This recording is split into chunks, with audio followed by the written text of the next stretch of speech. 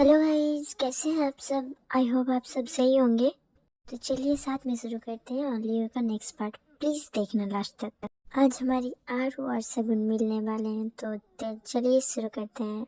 हम देखते हैं रेस्टोरेंट के सामने एक ब्लैक सी कार रुकती है और वहां से निकलते हैं हमारे आरू और अभी। वो रेस्टोरेंट के अंदर जाते हैं और सिड को देखते हैं। वो बैठा हुआ है एक टेबल में, एक राउंड सी टेबल थी, चार चेयर थे उसमें। उसमें से एक चेयर में सिड बैठा हुआ था और सगुन अभी वॉशरूम में गई हुई थी। उन लोगों ने एक्चुअली लंच नहीं किया था, हल्का सा मील ही लिया था बिकॉज उनको बहुत भूख लग रही थी और सब लोग हमारी आरू की वेट कर रहे थे। दैट्स वाई वो अब लंच करने वाले थे और अभी आने वाली है सगुन और उसके बाद मिलने वाले हैं आरू से। क्या लगता है आपको इन दोनों का रिएक्शन कैसे होने वाला है? अभी और आरू वो दोनों जाके बैठते हैं उस टेबल पे। टेबल राउंड शेप की थी और जो आरू थी वो एकदम सीट के ऑपोजिट में बैठी थी और अभी उसके साइड में बैठा हुआ था और एक चेयर खाली था जिसमें सगुन बैठी थी। सगुन जो है ना वो पहली बार मिलने वाली थी अपनी देवरानी से, तो थोड़ा सा टचअप कर रही थी वो रेस्टरूम में। जो सगुन की आउटफिट थी वो मॉडर्न आउटफिट थी बट उसने अपनी पूरे शरीर को ढका हुआ था, मतलब जो ऑब्जेक्शनेबल होता है ना वैसा नहीं कुछ भी दिख रहा था। और उसके आउटफिट में वो बहुत ही ब्यूटीफुल लग रही थी।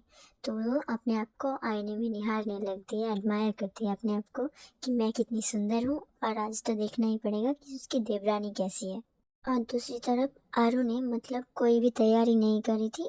उसने एक इंडियन आउटफिट ही पहनी हुई थी, एक कुर्ती थी, उसके साथ लेगिंग और ग्लासेस थे उसको, तो उसने ग्लासेस लगाई हुई थी और अपने बाल को बांधा हुआ था नॉर्मली। उसमें भी वो बहुत ही ब्यूटीफुल लग रही थी। और सगुन ने थोड़ा सा रेडी हुआ था बिकॉज वो आ रही थी अपने ससुराल, मतलब उसकी पहली पहली शादी हुई थी, दैट्स वाई वो थोड़ा ज़्यादा रेडी हो रही थी। और आरू तो बचपन से वहीं पर थी, मतलब बहुत छोटी थी तब से ही थी और उससे ज़्यादा तैयार होना तो पसंद नहीं था। मतलब हाँ, हल्का सा रेडी हो लिया तो वही ठीक है, मतलब बहुत ज़्यादा मेकअप वगैरह करेंगे ऐसा नहीं था। बट सगुन उससे उल्टा थी, वो खुद को संवारना ज़्यादा पसंद करती थी। मैं ये नहीं बोल रही हूँ कि कोई सही है कोई गलत है, बट सबकी अपनी अपनी चॉइस होती है। आप में से भी होंगे ऐसे, इन दोनों में से कोई एक। मैं तो ज़्यादा मतलब मिक्सचर हूँ इन दोनों की, कभी कभी बहुत ज़्यादा सजना पसंद करती हूँ और कभी कभी बिल्कुल भी तैयार होने का मन नहीं करता। कोई है मेरे जैसा यहाँ पर? उफ, मैंने फिर से अपनी बात शुरू कर दी। तो बैक टू द स्टोरी। सगुन थोड़ा ज़्यादा ही देर कर रही थी, दैट्स वाई जो सीड होता है उसको कॉल करता है और वो फ़ोन उठाती है और बोलती है हाँ मैं रेडी हो गई हूँ, मैं आ रही हूँ।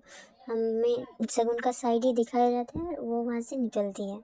सगुन जाती है, वो कुछ ऐसे एंगल से दिखती है कि जो हमारी आरू होती है उसकी बैक साइड होती है बट वो दोनों ब्रदर्स उसको दिख रहे होते हैं और वहाँ पर वो जाती है। उसके बाद बैठती है और पहली बार के लिए आरू को देखती है और आरू भी पहली बार के लिए सगुन को देखती है।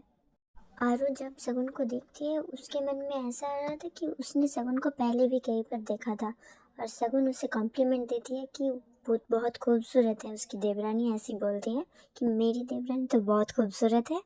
वैसे भी जो हमारी आरू है वो तीनों गर्ल्स से सबसे ज़्यादा ब्यूटीफुल दिखने वाली है। एक्चुअली अगर कोई मूवी बनाऊँ मैं इस स्टोरी पर तो मैं सबसे ज़्यादा ब्यूटीफुल दिखने वाली गर्ल को मैं आरू बनाऊँगी। सगुन को पता था कि उसने उसके बेस्ट फ्रेंड के बॉयफ्रेंड से शादी करी है तो उसका रिएक्शन तो अच्छा नहीं होगा, दैट्स वाई उसको तारीफ करके मतलब थोड़ा फ्रेंडली होने की कोशिश कर रही थी।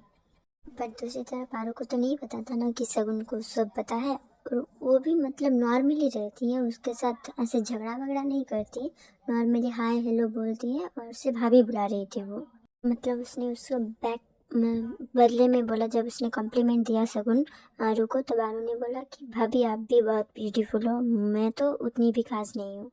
तब सगुन बोलती है कि तुम एक स्टार हो तो तुम खास कैसे नहीं हो, तुम बहुत अच्छा गाना गाती हो, तुम्हारे सुर से पता चलता है तुम कितनी ब्यूटीफुल हो, तुम्हारे लिरिक्स जो लिखती हो तुम गाने उससे पता चलता है कि तुम कितने दिल की अच्छी हो, तुम्हारा गला के साथ साथ तुम्हारा हार्ट और फेस सब कुछ सुंदर है।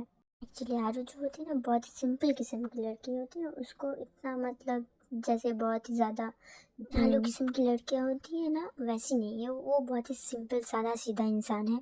आई मीन सीधा साधा। और जो सगुन होती है उससे थोड़ा बहुत स्मार्ट होती है, मतलब वो दिल से बुरी नहीं है बट वो स्मार्ट है आरू से। आरू बोलती है उसको, मतलब सगुन जब उससे बोलती है कि आपके हार्ट भी बहुत खूबसूरत है, तब वो बोलती है सगुन से, तो आप तो एक डॉक्टर हैं, लोगों की ज़िंदगी बचाते हैं, तो आप तो मुझसे भी ज़्यादा महान हुई ना। ये सुनकर मतलब सगुन हंस देती है और मतलब उसके रियल स्माइल आ जाती है उसके फेस में।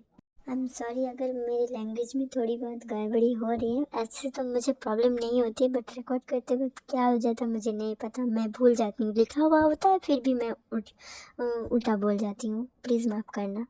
उसके बाद वो चारों अपना लंच ऑर्डर करते हैं और लंच करने लगते हैं उसी वक्त, मतलब खाने के वक्त ही।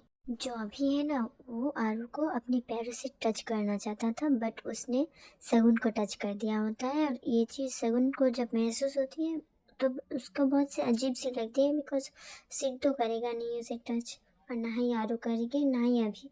तो वो जब मतलब ये महसूस करती है तो उसे बहुत अजीब लगता है, और ये चीज़ आरू भी महसूस कर लेती है। उसके बाद वो नीचे थोड़ा सा देखती है, मतलब उनको समझ में नहीं आता बट वो देख लेती है थोड़ा बहुत।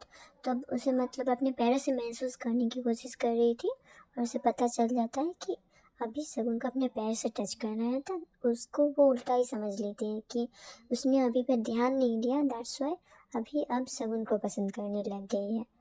ये बात उसको लगता है, और उसके बाद वो बहुत ज़्यादा जेलस हो जाती है और गुस्से में घूरने लगती है अभी को।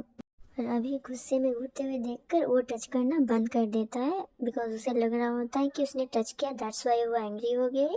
तो वो बंद कर देता है और अपना पैर अपनी जगह रख लेता है। तब वो मतलब धीरे धीरे रियलाइज़ करने लगती है कि उसे क्यों बुरा लग रहा है, वो टच करे तो करे, वो तो वैसे भी अभी को नहीं पसंद करता। फिर उसके दिमाग में ये आता है कि वो उसका हस्बैंड है, वो ऐसे नहीं जाने दे सकते अपने हस्बैंड को किसी और के पास। वो जिंदा रहते मतलब उसके साथ रिलेशनशिप में रहते हुए किसी और को नहीं देख सकता। वही उसके दिमाग में चलता रहता है, बार बार वही उसके दिमाग में चलते चलते मतलब वो गुस्सा हो जाती है बहुत उस सगुन से, मतलब तो सगुन से तो नहीं, मतलब अभी से वो गुस्सा हो जाती है, और उससे अच्छे से बात तो पहले से ही नहीं करती थी, और भी बुरे तरीके से बात कर रही थी उसके साथ। मतलब गुस्से से बात तो नहीं कर रही थी बट करने वाली थी। वो हम देखेंगे अगले एपिसोड में। यहाँ पर मैं कहानी को स्टॉप करती हूँ। आई होप आपको पसंद आ रही है, तो पसंद आ रही है तो लाइक शेयर सब्सक्राइब करना। हम मिलेंगे नेक्स्ट पार्ट पर। पसंद आए तो लाइक करना।